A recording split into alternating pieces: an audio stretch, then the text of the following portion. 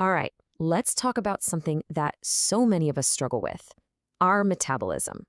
We're going to dive into how you can actually take back the controls and get your body working for you instead of feeling like it's working against you. So let's get right into it. Does it ever just feel like that? Like no matter what you do, what you eat, how much you try to move, your body just has its own stubborn agenda? You're not alone. That's a super common frustration. But what if I told you there's often an invisible battle happening inside all of us, and just understanding it is the very first step to actually winning? And that battle, a lot of the time, really centers on one thing, something called insulin resistance. I know, it sounds super scientific and complicated, but stick with me here. It's at the very heart of so many of our health and energy goals.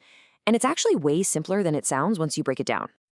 Okay, so picture this. Think of insulin as a key.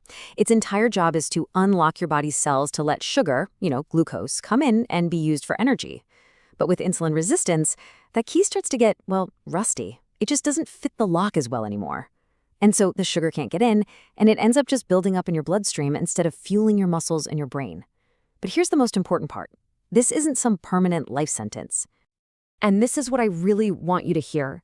You can fix this. You absolutely have the power to polish that key and make it work like new again. And the path to doing that? Well, it starts in a place you probably wouldn't expect. That's right. We're not starting in the kitchen. We're not even starting in the gym. We're starting in the bedroom. Why? Because if we're serious about rebuilding your metabolism, we have to start with a rock-solid foundation. Let's run with a little metaphor here because it makes it so much clearer. I want you to imagine you're building a house from the ground up, and this house is your health. Now, you wouldn't build a beautiful house on shaky, cracked ground, would you? Of course not. This quote from the source material it nails it.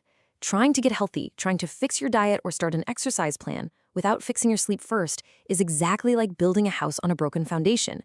You can build something, sure, but eventually the whole thing is just setting itself up to crumble. So what does a cracked foundation actually look like in your body? Well, when you don't sleep, your stress hormone, cortisol, goes through the roof. Your decision-making gets fuzzy, which makes it way harder to say no to junk food.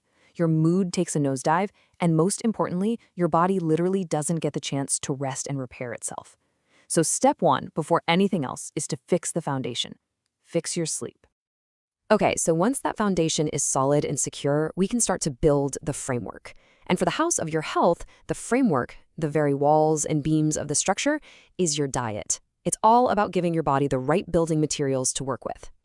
The consensus is pretty clear. We want to lean into a more plant-forward way of eating. This means loading up on high-fiber fruits and veggies that actually slow down how fast sugar hits your system, which prevents those awful energy crashes. It means choosing complex carbs for steady, reliable fuel, and it means getting plenty of healthy fats.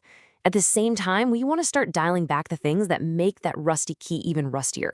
Things like added sugars and ultra-processed foods. And seriously, even small changes, like just cutting out sugary drinks, can have a massive, massive impact. And please remember this. The goal here isn't to be plant perfect overnight. It's about progress. It's about moving in the right direction. Every single step you take towards this is a huge win for your body.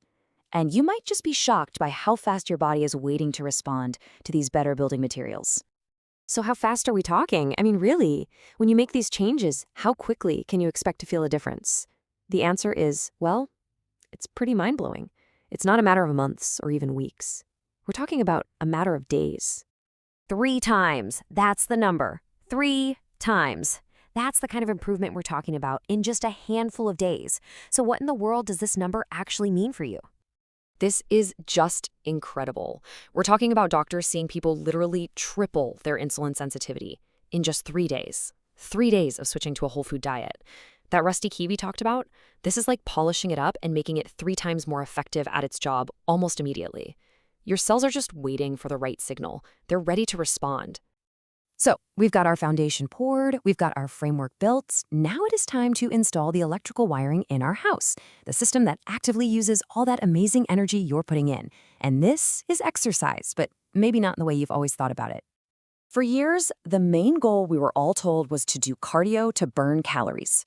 Just get on the treadmill, run for a while, burn off what you ate. But the thinking on this has really shifted. The new goal, especially when we're talking about fighting insulin resistance, is building muscle. And the reason why is actually pretty simple. Muscle is your body's #1 customer for sugar. So here's how that works. When you do resistance training and you build more muscle, you're literally building more docking stations for the sugar to go after you eat a meal. Think of your muscles as a bunch of tiny sponges. The more sponges you have, the more sugar you can soak up from your bloodstream, and that means your insulin doesn't have to work nearly as hard. It is such a powerful way to take control of your metabolic health. Okay, we are almost there. We've got the foundation, the frame, and the wiring. The final piece of building our house is about fine-tuning the whole system, setting the thermostat just right. This is where things like meal timing and intermittent fasting come into play. Now, you've probably heard a ton about time-restricted eating, like the popular 16-8 method. It gets a lot of hype, but it's important to know it's not some kind of magic metabolic bullet. For most people, its biggest benefit is actually super simple. Having fewer hours in the day to eat often just means you eat fewer calories overall. It can be a really useful tool for some, for sure, but it's not a mandatory rule that everyone has to follow. So let's just put it all together in a quick checklist. Rebuilding your metabolism really is like building a house, and the order truly matters. It all has to start on that solid foundation of great sleep. From there, you build the framework with a diet full of whole foods. Then you wire the whole house for power by building and using your muscles. And only then, once all that is in place, can you start to fine-tune the system by setting the thermostat with tools like meal timing.